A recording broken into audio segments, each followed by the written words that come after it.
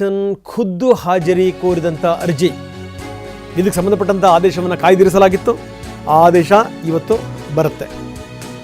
ಬೆಂಗಳೂರಿನ 59ನೇ CCH court ಆದೇಶವನ್ನು ಪ್ರಕಟಿಸುತ್ತೆ. ದರ್ಶನ್ ಪರ ಹಿರಿಯ ವಕೀಲ ಹಜ್ಮತ್ ಪಾಷಾ ವಾದ ಮಂಡಿಸಿದ್ದಾರೆ. ಈ ಖುದ್ದು ಹಾಜರುಪಡಿಸಿದರೆ ಸಾಕ್ಷ್ಯ ವಿಚಾರಣೆ ಸಂದರ್ಭದಲ್ಲಿ ಏನೇನಾಗುತ್ತೆ, ಏನು ಎತ್ತ ಅನ್ನೋದಕ್ಕೆ ಸಂಬಂಧಪಟ್ಟಂಗೆ, ನೀವು ಈ ಸಾಕ್ಷ್ಯ ವಿಚಾರಣೆ ಸಂಬಂಧಪಟ್ಟಂಗೆ ಇನ್ನೊಂದಿಷ್ಟು ವಿವರಗಳನ್ನು ಪಡೆಯಲಿಕ್ಕೆ ಅನುಕೂಲ ಆಗುತ್ತೆ ಅನ್ನುವಂಥ ಮಾತು. ಜೊತೆಗೆ ಈ ವಿಡಿಯೋ ಕಾನ್ಫರೆನ್ಸ್ ಇದೆಯಲ್ಲ, ಅದು ಮಾತಾಡಲಿಕ್ಕೆ ಹೆಡ್ಫೋನ್ ವ್ಯವಸ್ಥೆ ಕೂಡ ಇಲ್ಲ. ಜೊತೆಗೇನು ಅಂದರೆ ಈ ಖುದ್ದು ಹಾಜರಿಗೆ ಆದೇಶ ಕೊಡಿ. ಈ ವಿಡಿಯೋ ಕಾನ್ಫರೆನ್ಸ್ ಮುಖಾಂತರನೇ ಖುದ್ದು ಹಾಜರಿಗೆ ಕಾನೂನಿನಲ್ಲೇ ಅವಕಾಶ ಇದೆ, ಇವ್ರು ಯಾಕೆ ಬೇಡ ಅಂತೀರಿ ಅನ್ನುವಂಥದ್ದು ಹಜ್ಮತ್ ಪಾಷಾ ಅವರ ಪ್ರಶ್ನೆ. ಆದರೆ SPP ಪ್ರಸನ್ನಕುಮಾರ್ ಅವರ ಪ್ರಕಾರ ಕೋರ್ಟ್ ಕಲಾಪಕ್ಕೆ ಅಡ್ಡಿಯಾಗಿಬಿಡುತ್ತೆ ಖುದ್ದು ಹಾಜರಿಪಡಿಸಿದರೆ ಅನ್ನುವಂಥದ್ದು. ಇವತ್ತೇನಾಗುತ್ತೆ ನೋಡಬೇಕು.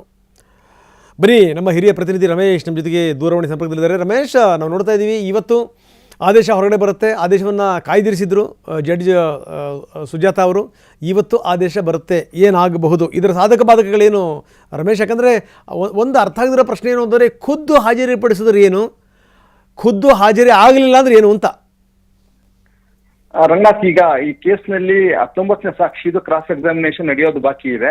ಇವರು ಕೀ ವಿಟ್ನೆಸ್ ಅಂತೇಳಿ ಏನು ದರ್ಶನ ಪರ ವಕೀಲರ ಒಂದು ಹೇಳಿಕೆ. ಹೀಗಾಗಿ ಅವ್ರು ಕೀ ವಿಟ್ನೆಸ್ ಆಗಿರೋದ್ರಿಂದ ಅವ್ರ ಕ್ರಾಸ್ ಎಕ್ಸಾಮಿನೇಷನ್ ಟೈಮಲ್ಲಿ ದರ್ಶನ್ ಅವರು ಖುದ್ದು ಹಾಜರಾಗಿದ್ರೆ ಒಳ್ಳೇದು. ಯಾಕೆಂತಂದ್ರೆ ಏನಾದ್ರು ಡೌಟ್ಸ್ ಇದ್ರೆ, ಆ ಸಾಕ್ಷಿಗೆ ಸಂಬಂಧಪಟ್ಟಂತೆ ಏನಾದ್ರು ಪ್ರಶ್ನೆಗಳಿದ್ರೆ ಅವ್ರನ್ನ ಕೇಳ್ಕೊಂಡು ಇವ್ರನ್ನ ಪ್ರಶ್ನೆ ಮಾಡೋದಕ್ಕೆ ಅನುಕೂಲ ಆಗುತ್ತೆ.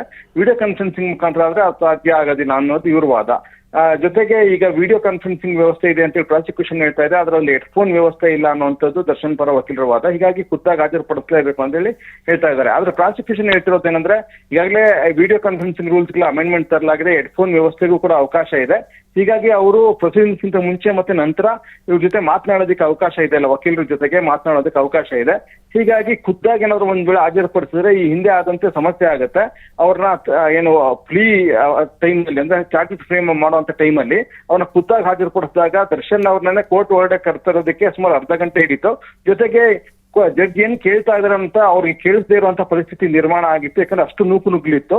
ಹೀಗಾಗಿ ಅವ್ರನ್ನ ಪ್ರೊಡ್ಯೂಸ್ ಮಾಡಿದ್ರೆ ಭದ್ರತೆಗೂ ಸಮಸ್ಯೆ. ಹೀಗಾಗಿ ಅವ್ರನ್ನ ಪ್ರೊಡ್ಯೂಸ್ ಮಾಡೋದು ಬೇಡ, ವಿಡಿಯೋ ಕಾನ್ಫರೆನ್ಸಿಂಗ್ ಮುಖಾಂತರನೇ ಆಗ್ಲಿ ಅಂತೇಳಿ ಕೇಳ್ತಾ ಇದ್ದಾರೆ. ಹೀಗಾಗಿ ಈಗ ಕೋರ್ಟ್ ಏನು ಆದೇಶ ಕೊಡುತ್ತೆ, ಅದ್ರ ಆಧಾರದ ಮೇಲೆ ವಿಡಿಯೋ ಕಾನ್ಫರೆನ್ಸಿಂಗ್ ಮುಖಾಂತರ ಆಗುತ್ತೋ ಅಥವಾ ಖುದ್ದಾಗಿ ಹಾಜರುಪಡಿಸ್ತಾರೋ ಅನ್ನೋದು ನೋಡ್ಬೇಕಾಗುತ್ತೆ. ಒಂದ್ ವೇಳೆ ಕೋರ್ಟ್ ಏನಾದ್ರು ಆದೇಶ ಮಾಡಿದ್ರೆ ಅದನ್ನು ಪ್ರಶ್ನೆ ಮಾಡಿ ಏನಾದ್ರು ಹೈಕೋರ್ಟ್ಗೆ ಹೋಗ್ತಾರ ಅನ್ನೋದು ಕೂಡ ಮುಂದಿರುವಂತ ಪ್ರಶ್ನೆ. ಹೀಗಾಗಿ ಇವತ್ತಿನ ಆದೇಶ ಏನಿದೆ ಅದು ದರ್ಶನ್ ಮತ್ತೆ ಅವ್ರ ವಕೀಲರ ಪಾಲ್ಗೆ ಬಹಳ ಮಹತ್ವದ್ದಾಗಿರುತ್ತೆ. ಓಕೆ, ಧನ್ಯವಾದ ರಮೇಶ್ ತಮ್ಮೆಲ್ಲ ಮಾಹಿತಿಗೆ.